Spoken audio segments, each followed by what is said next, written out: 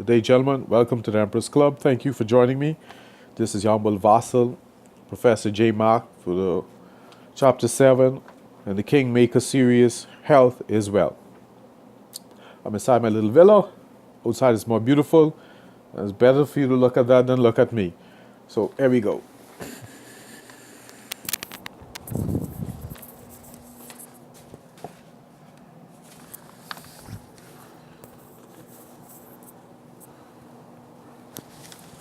There you go, gentlemen. Excuse me. There's a saying I never forgot, but I learned this in health and wellness class. A live dog is worth more than a dead lion. I thought that was so cold and brutal, but hey, I was in grade 7. It stuck with me, and it made sense because we were taught how to eat properly, we taught nutrition, how to prepare our food, and the like, to make sure your body is operating at its fullest. And I had to start with that. A live dog is worth more than a dead lion. And in the Emperor's Club and the Kingmaker series, we need live dogs. Because a dead king can't help. The dead king serves no purpose. So we're going to need live dogs. Health is wealth. Now, I could end this right now. There's nothing else to say beyond that. If something else needs to be said, you have a serious problem if you need to be told more than that.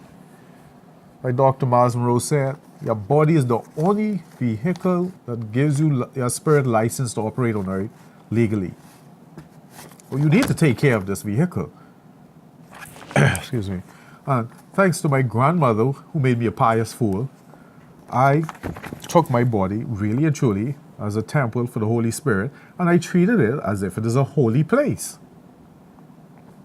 And gentlemen, that is how you're going to have to treat your body, as if it really and truly is a holy place. And the first thing you have to do is give it the proper nutrition, proper exercise, and proper rest. You want your body to be fully functioning properly at its highest level for as long as possible. And by that, you're going to have to eat properly. So therefore, you're going to have to learn nutrition. You're going to have to learn how to cook. Excuse me. You're going to have to give your body its proper exercise. And more importantly, its proper rest. And in fact, rest is more important than exercise. Because there are times I want to exercise, but I'm so tired. I'm like, this don't make any sense. Let me go rest my body. And when I get up, and I'm like, oh, it's a good thing I didn't go and work out. You know, I could have done damage to my body working out rather than giving it rest. So you're going to have to be able to tell the difference. You just know your body and how you feel. But you're going to have to feed it properly, exercise it properly, and give it its proper rest. Now, a friend of mine is a Seventh-day Adventist, and I called him on a Saturday because we were working on a project, and he's like, I don't discuss business on the Sabbath. I was like, oh, I'm sorry. And when I spoke to him the following day, he explained the Sabbath and all the science behind resting the body once a week. And I went home, and my mother was watching 3ABN on television. And I sat down and watched it also, because my friend was just talking about it. And they broke the science down on the importance of this resting on the Sabbath. It does your body wonders. And I've been doing this from 2010. And I've seen a change in my life. Because before I used to work like a dog. Well, my nephew says I used to work like a slave. And I really did. Because there's a lot I wanted to accomplish. But then, once my nephew pointed it out, I just realized I was just going. And once my friend showed me how serious he took his Sabbath, I decided to do the same thing. And I saw the change in myself, both psychologically and physically, with getting enough rest and resting my body on the Sabbath. And gentlemen, if you're sick, I don't care how brilliant you are. I don't care who you are. If you're sick, you're not operating at 100%. You're not. You have to take good care of your body. Just treat this vehicle as if it is a holy place. In fact, it is a holy place.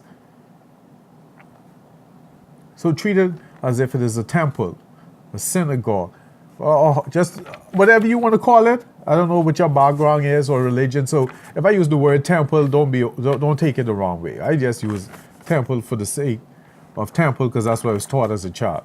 So whatever your religious background calls a holy place of worship, see your body as that. That's all. Take good care of it. I've been taking good care of my body.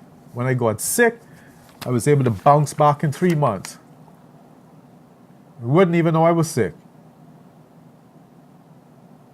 Health is well, gentlemen. I didn't get sick too bad, but hey, it was enough to cost me 3 months of my life. But I was able to get back on my feet, and I've been chugging on ever since. Oh, and don't forget to take your naps.